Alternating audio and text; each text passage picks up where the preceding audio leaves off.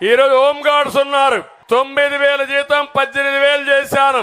ఈ రోజు మీకు హామీ ఇస్తున్నా 18,000 నుంచి 25,000 చేసే బాధ్యత నాదని మీ అందరికి హామీ ఇస్తున్నా. వాళ్ళకు కూడా పోలీస్ రిక్రూట్మెంట్ లో రిజర్వేషన్లు పెడతానని చెప్పి కూడా హామీ ఇస్తున్నాను. ఇది కాకుండా అంగన్వాడీలు, ఆశా వర్కర్లు, ఇతర కాంట్రాక్టులు గాని అదే మరి అవుట్ సోర్సింగ్ ఉద్యోగులకు కూడా న్యాయం చేస్తా.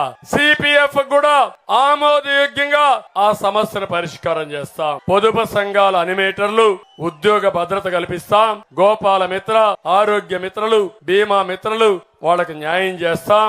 జూనియర్ డాక్టర్ల సమస్యలు పరిష్కారం చేస్తాం. టైలర్లు కూడా పెద్ద సంఖ్యలో ఉన్నారు. టైలర్లు కూడా మంచి చేసే బాధ్యత తీసుకుంటాం. అదే మరిగా ఎస్సీలకు న్యాయం చేస్తాం. బీసీలకు న్యాయం చేస్తాం. బీసీ డిక్లరేషన్ తీసుకొచ్చాం. 1,50,000 కోట్ల రూపాయలు ఖర్చు పెట్టి బీసీలని అన్ని విధాలా బాగు చేసే బాధ్యత మాదని మీ అందరికి హామీ ఇస్తున్నా.